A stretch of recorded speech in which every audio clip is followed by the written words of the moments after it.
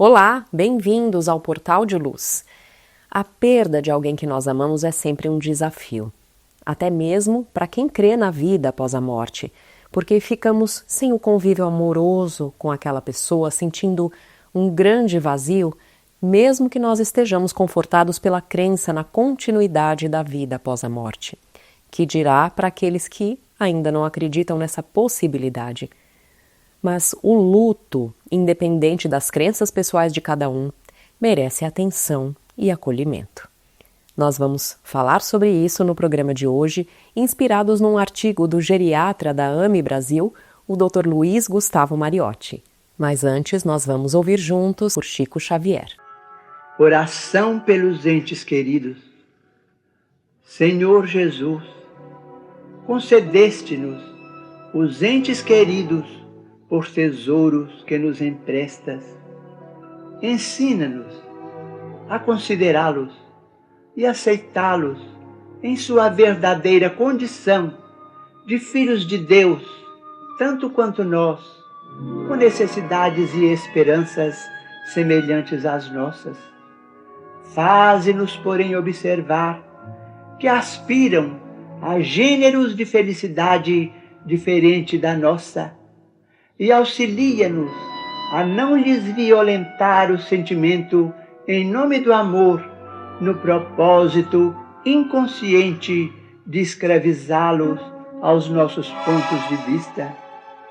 Quando tristes, transforma-nos em bênçãos, capazes de apoiá-los na restauração da própria segurança.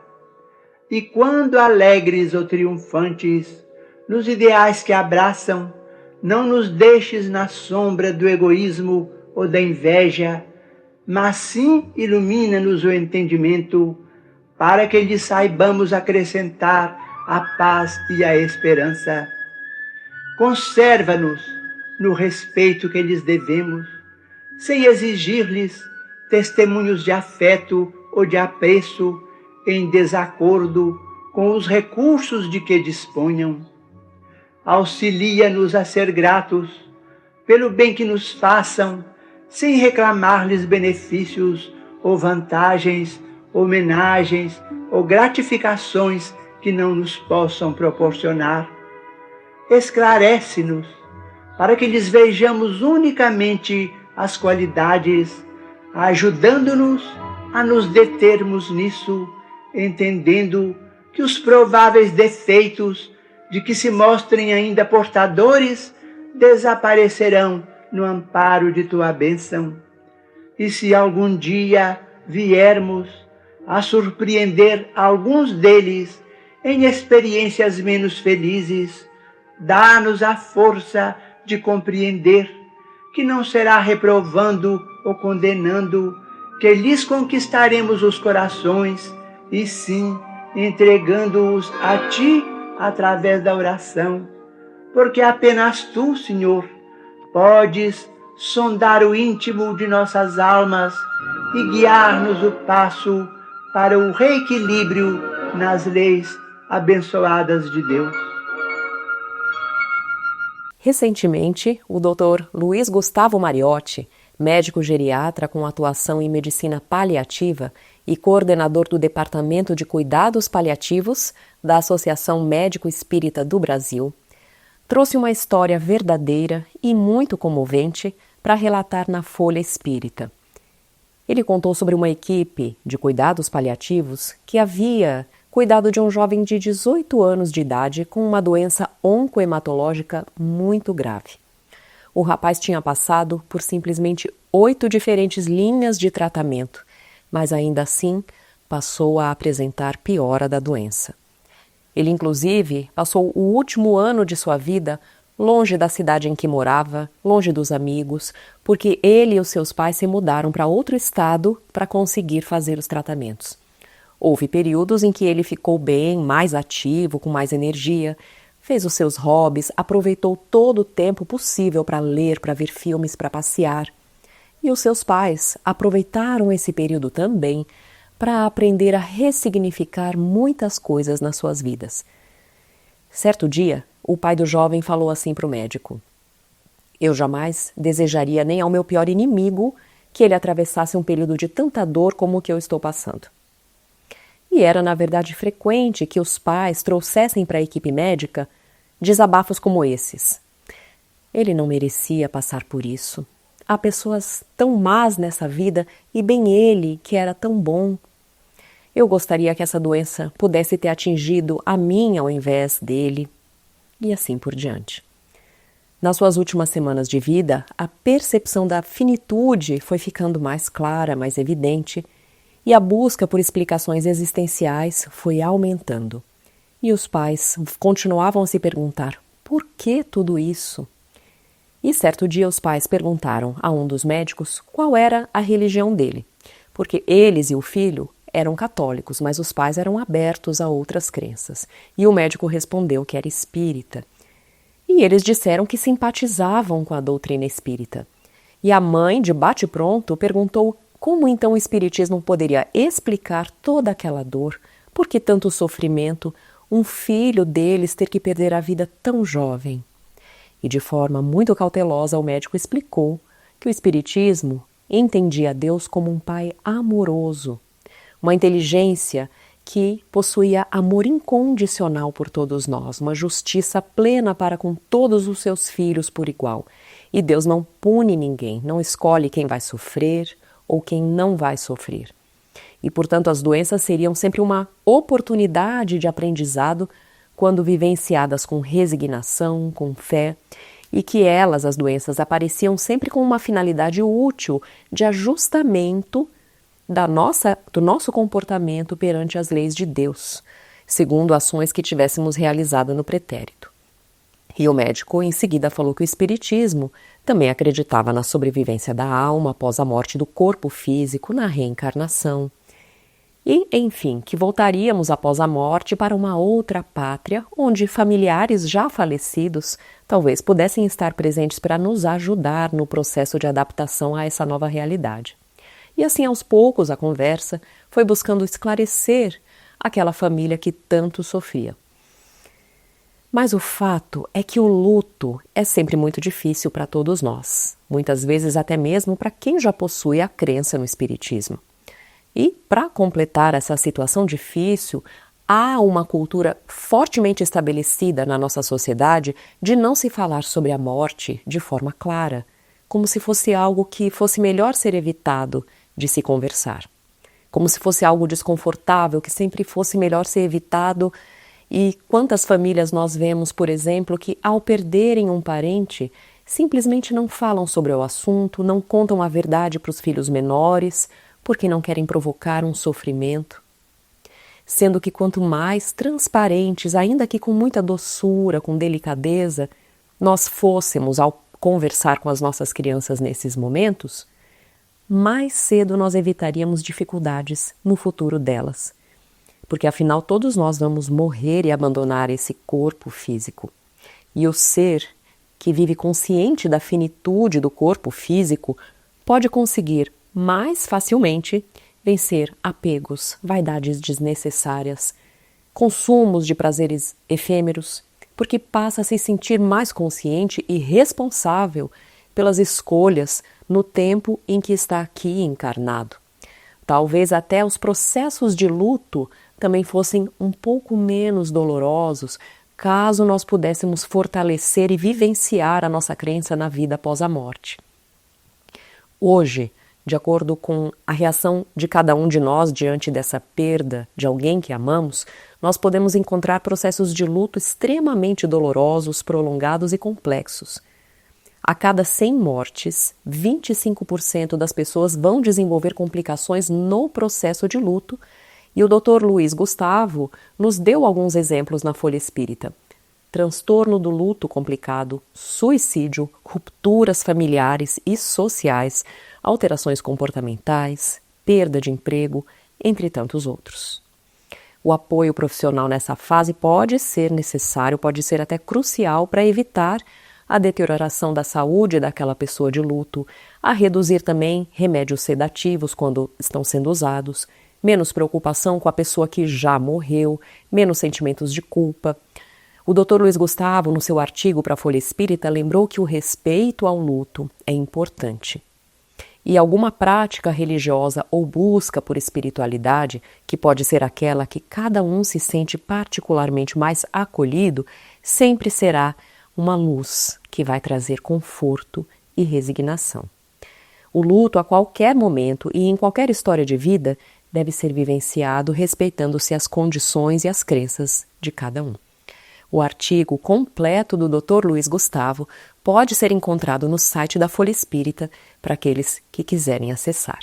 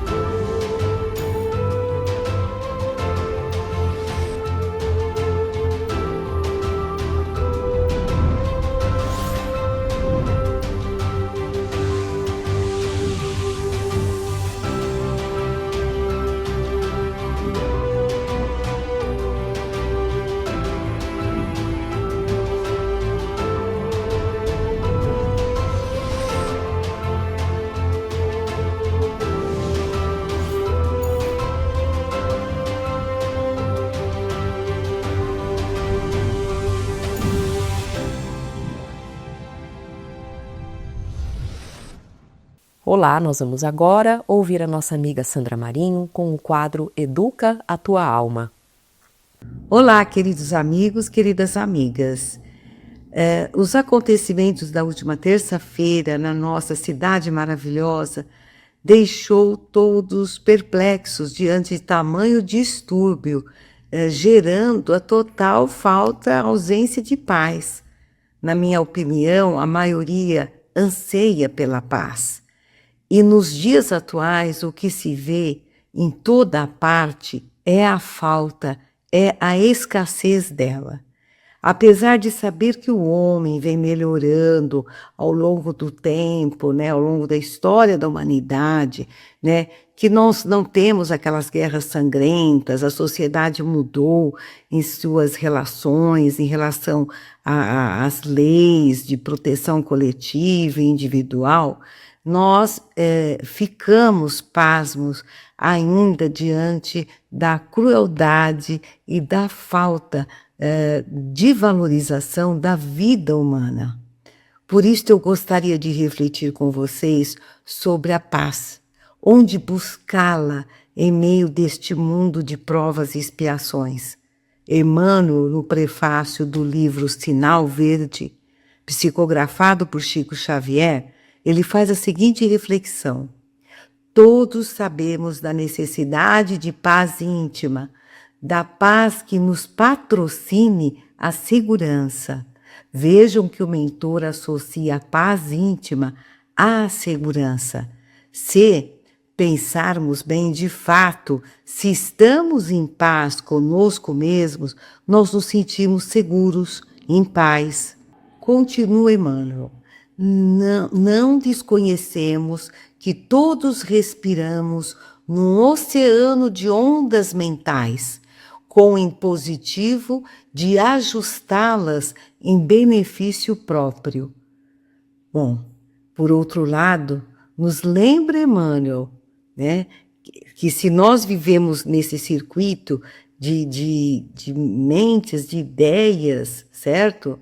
Nós vivemos nesse mar de ondas mentais diferentes das nossas, certo? Ele fala para nós que, quando ele diz para nós que o mar de ondas mentais diferentes e que vão exigir o nosso esforço hercúleo no sentido de ajustarmos estas ondas em nosso benefício. Então, há necessidade do esforço da nossa parte. Continua ele, vasto mar de vibrações permutadas, emitimos forças e recebemo-las. O pensamento vive na base desse inevitável sistema de trocas. Nós já tínhamos falado aqui uma vez, né, do condomínio mental que nós vivemos, né? E Emmanuel está se referindo exatamente a isso, quando ele diz que o pensamento vive na base de troca inevitável, né? Desse sistema inevitável. Ele chama de mar de vibrações que são permutadas, uma vez que recebemos tais vibrações, mas também transmitimos. Não tem como ser diferente. Ele afirma, é um sistema de trocas, é um condomínio mental.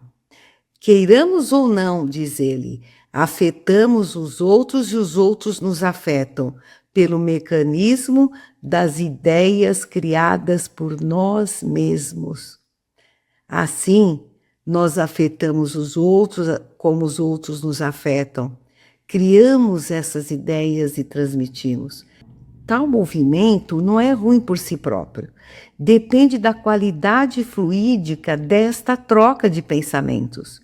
E o que fazer para que esta troca inevitável de fluidos, para que não contaminemos os outros com toda a carga negativa de ideias, pensamentos que mobilizam fluidos perturbadores opostos às nossas vibrações, fazer com que gerem paz, né? Como fazer isso?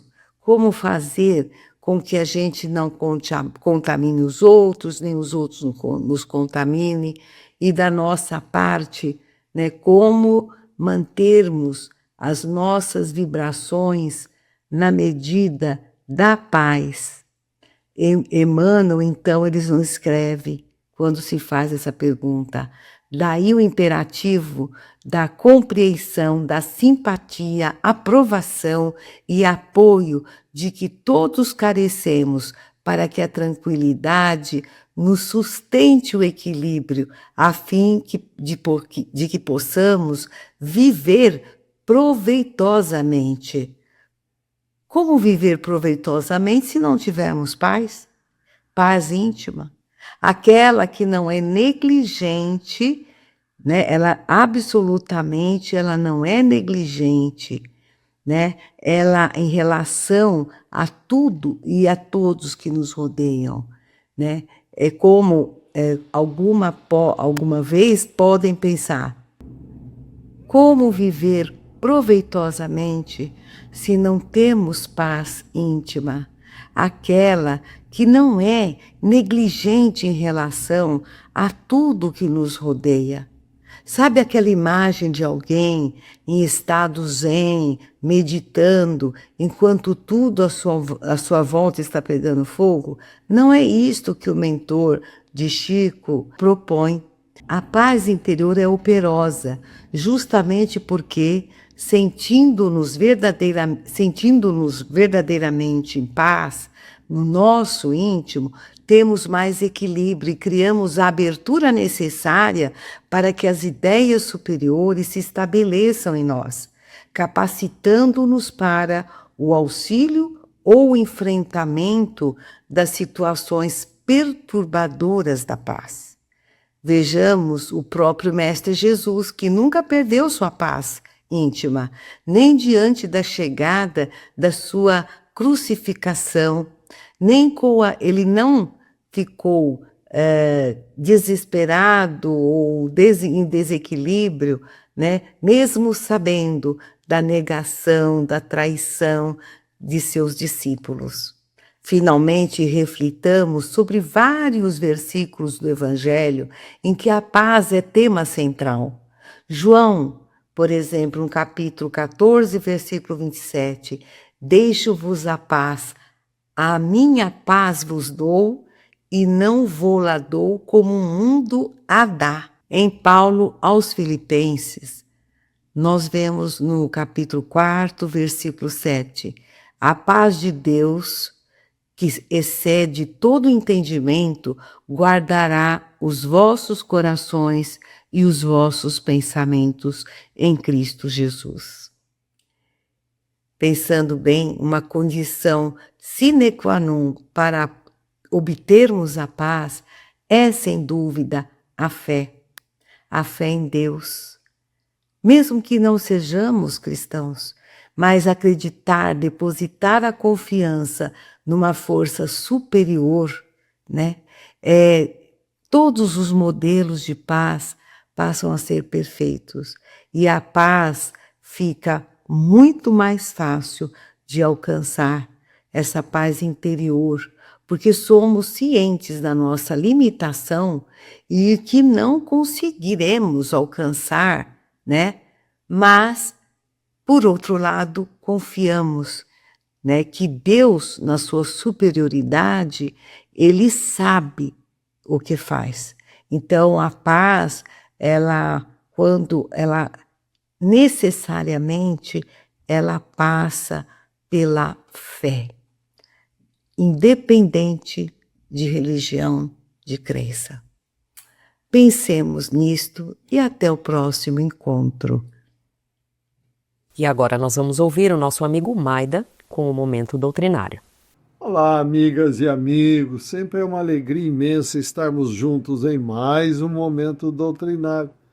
Hoje convidamos a todos para refletirmos sobre o tema Civilização Completa, conforme consta no O Livro dos Espíritos, onde na questão 793 pergunta-se com quais sinais se pode reconhecer uma civilização completa, e os espíritos da codificação esclarecem-nos a respeito, dizendo: vós a reconhecereis, a civilização completa, pelo desenvolvimento moral.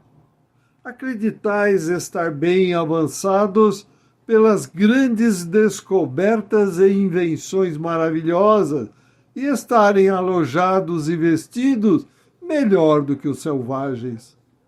Mas apenas tereis verdadeiramente o direito de vos dizer civilizados quando tiverdes banido da sociedade os vícios que a desonram e viverdes como irmãos praticando a caridade cristã.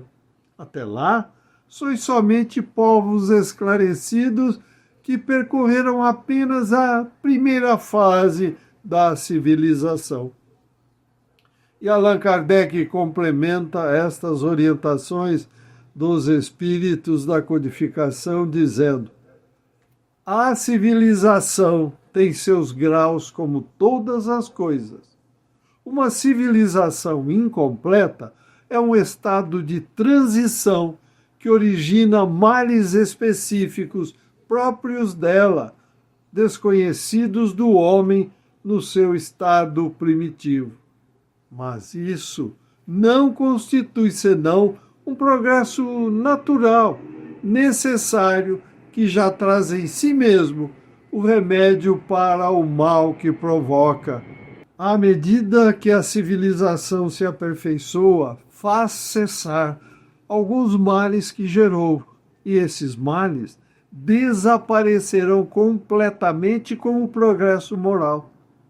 Se dois povos chegados ao topo da escala social, o único que pode se dizer civilizado na verdadeira acepção da palavra é aquele em que não se encontra egoísmo, cobiça e orgulho, em que os hábitos são mais intelectuais e morais do que materiais, em que a inteligência pode se desenvolver com mais liberdade, em que existe mais bondade, boa-fé, benevolência e generosidade recíprocas, em que os preconceitos de casta e de nascimento são menos enraizados, porque são incompatíveis com o verdadeiro amor ao próximo, em que as leis não consagram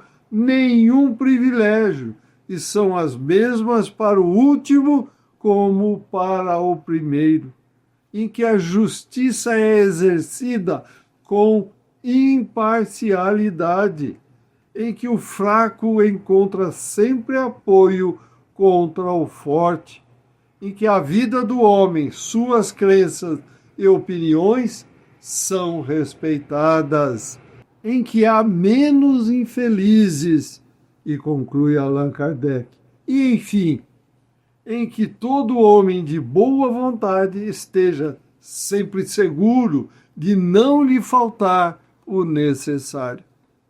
E para concluirmos nossas reflexões sobre se na Terra temos alguma região civilizada, trazemos para reflexão a publicação da redação do Momento Espírita, feita em 8 de setembro de 2025, sobre a pequenez evolutiva dos humanos que ainda provocam guerras entre irmãos aqui na bendita e querida Escola Terra, dizendo: vez ou outra, retorna às mídias um grande temor, a possibilidade de eclosão de uma nova guerra mundial. Basta as ameaças das grandes potências começarem e o mundo se coloca em estado de apreensão. Se tal país entrar em guerra, se outro interferir, aí as coisas se complicam. O temor de que as guerras localizadas ganhem maiores proporções é um dos medos modernos. Afinal, mesmo que seja somente por descrições, notícias e reportagens, temos noção do sofrimento e destruição de 2 guerras mundiais. São suficientes, porém, alguns ajustes aqui, promessas ali, acordos provisórios acolá, e tudo que estava quente se amorna. Por vezes até esfria. Um alívio geral. As economias voltam a respirar, as notícias voltam a falar de esportes, celebridades e outros tantos temas. Então, o assunto guerra já não é mais tão interessante. Não é conosco. É impressionante como lidamos com questões tão sérias. De acordo com o Comitê Internacional da Cruz Vermelha, atualmente temos em torno de 120 conflitos armados no mundo. Mais de 30 países envolvidos. Desses números, pelo menos 8 guerras são de grandes proporções, com um enorme número de vítimas a cada dia. O site World Population Review, que traz dados sobre a população de todo o mundo, guarda páginas e gráficos sobre a Terra.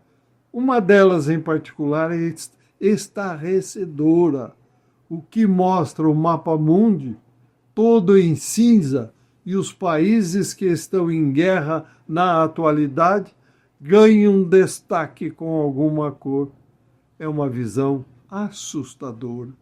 Se isso não é um mundo em guerra, estamos em delírio coletivo. Vê, por exemplo, o continente africano, praticamente todo em cores, todo em guerra. É muito triste. Vivemos, sim, uma guerra mundial. Fazemos parte deste planeta.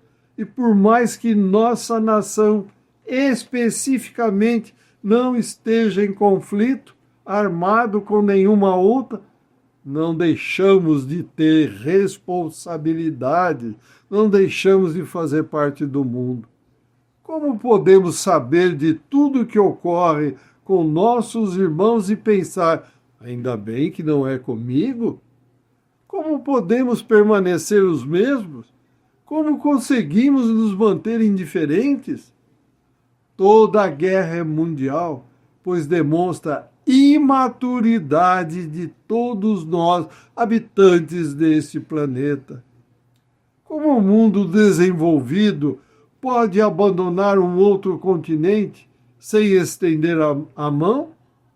Sem atendê-lo em suas necessidades primordiais? Isso nos fala de um mundo desenvolvido, porém, ainda não civilizado.